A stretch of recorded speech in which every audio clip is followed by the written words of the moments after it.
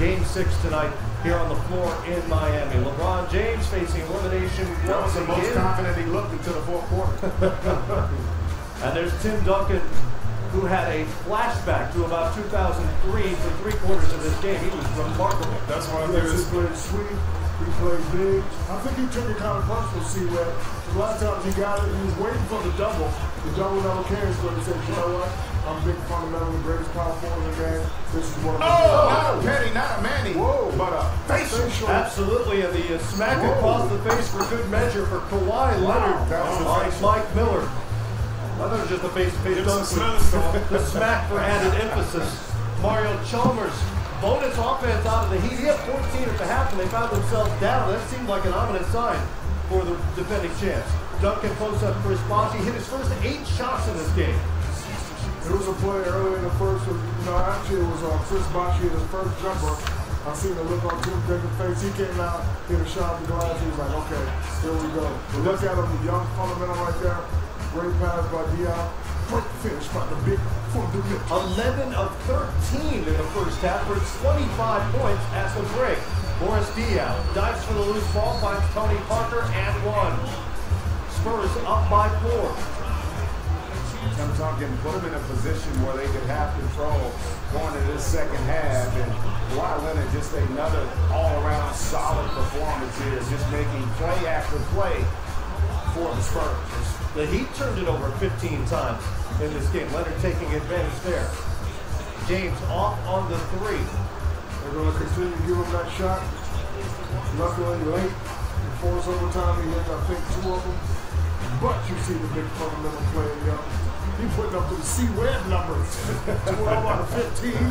He finished with those 30 points. Chalmers wide open, locked and loaded for another 3. He had 4 or 5 from the great beyond, finished with 20 on the night. That's what makes LeBron so tough, and that's why he gets triple doubles. You have to look at him. He's going to drive baseline, find you wide open, and right here, I'm sure everybody's going to love this. He loses his shoe, but let me tell you, people, it doesn't matter if you have your shoe on or off, as long as your follow-through is sick like that right there. Knocks it down. Sock it to him, Mike Miller. Knocks down the 3. Waiting all day. Yeah, he was waiting. You can tell he was waiting. It only happened 45 minutes. Miller. And then it's LeBron.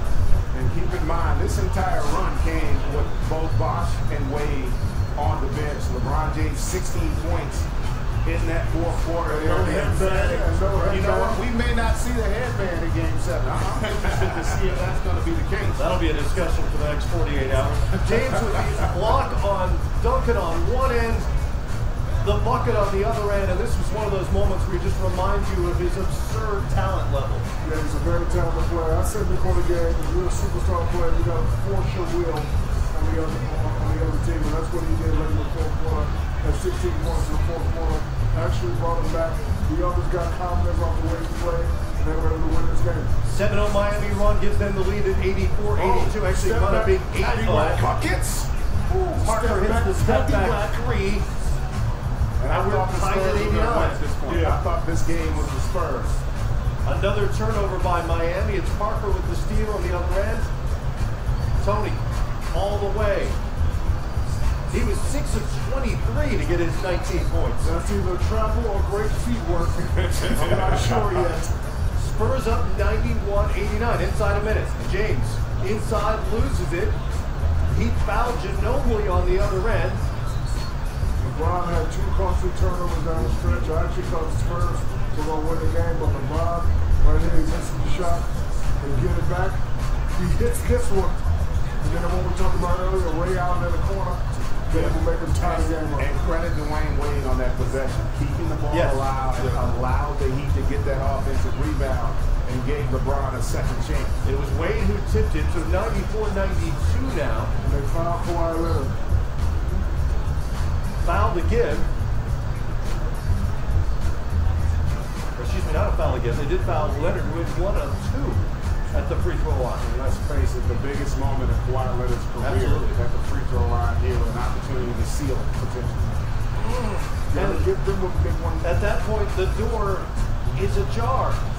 And Leonard does connect on the second one, so it's a 3-point, but more importantly, one possession game. Another huge offensive rebound here. James misses on the 3.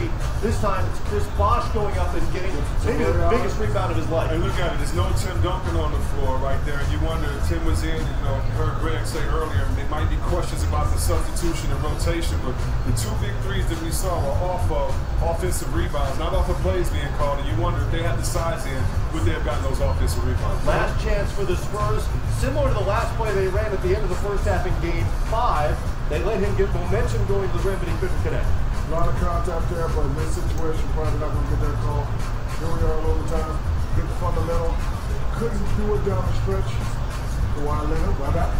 After the offensive board by Diaz, Spurs get out to a 99-97 lead. James out to Wade, little floater from him. And it's Lebron with the floater, excuse me. Good use of the buddy ball right there. Wade misses here. Spurs get the rebound. They elect not to call timeout. Ginobili. And not to sub in Parker. Parker's on the bench right now. And Ginobili turns it over. He had 6 of them.